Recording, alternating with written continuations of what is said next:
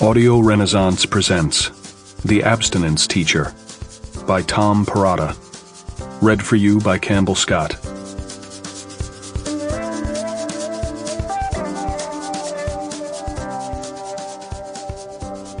Part 1. Some people enjoy it. Miss Morality. On the first day of human sexuality, Ruth Ramsey wore a short, lime green skirt, a clingy black top, and strappy high-heeled sandals, the kind of attention-getting outfit she normally wouldn't have worn on a date. Not that she was going on a lot of dates these days, let alone to work.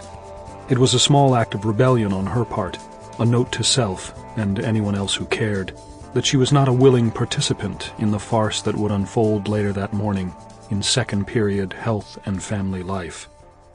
On the way to homeroom, Ruth stopped by the library to deliver the grand, non-fat latte she regularly picked up for Randall, the reference librarian, a fellow caffeine junkie who returned the favor by making the midday Starbucks run. The two of them had bonded several years earlier over their shared revulsion for what Randall charmingly called the warmed-over Maxwell piss in the teacher's lounge, and their willingness to spend outlandish sums of money to avoid it. Randall kept his eyes glued to the computer screen as she approached. A stranger might have mistaken him for a dedicated information sciences professional, getting an early start on some important research, but Ruth knew that he was actually scouring eBay for vintage Hasbro action figures, a task he performed several times a day. Randall's partner, Gregory, was a successful real estate broker and part-time artist who built elaborate dioramas featuring the French resistance fighter G.I. Joe, an increasingly hard-to-find doll whose moody Gallic good looks were dashingly accentuated by a black turtleneck sweater and beret. In his most recent work, Gregory had painstakingly recreated a Parisian café circa 1946, with a dozen identical G.I. Jeans staring soulfully at each other across red-checkered tablecloths, tiny handmade galloises glued to their plastic fingers. "Thank God," he muttered, as Ruth placed the paper cup on his desk. "I was lapsing into a coma." "Any luck?" "Just a few Russian infantrymen. Mint condition, my ass." Randall turned away from the screen and did a bug-eyed double-take at the sight of Ruth's outfit. "I'm surprised your mother let you out of the house like that." "My new image." Ruth struck a pose, jutting out one hip and sucking in her cheeks like a model. "Like it?" He gave her a thorough top-to-bottom appraisal, taking full advantage of the gay man's license to stare. "I do. Very Mary Kay Letourneau, if you don't mind my saying so." "My daughter said the same thing, only they didn't mean it as a compliment."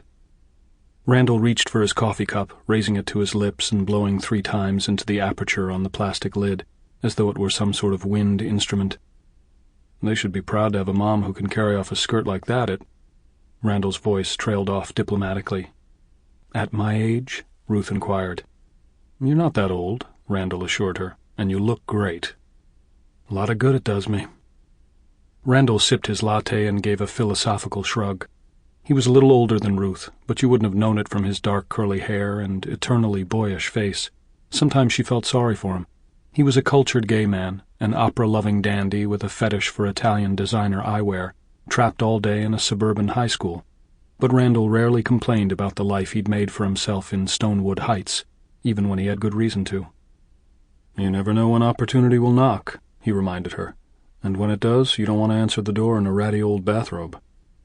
"It better knock soon," Ruth said, "or it won't matter what I'm wearing." Randall set his cup down on the Wonder Woman coaster he kept on his desk, next to an autographed picture of Maria Callas.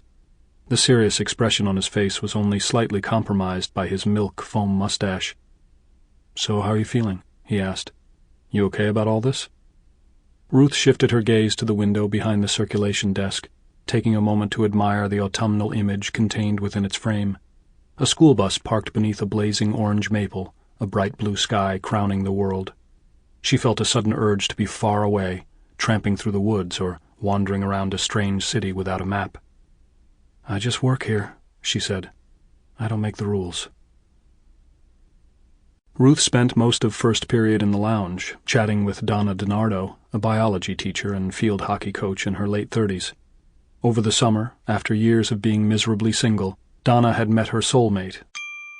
Sample complete. Ready to continue?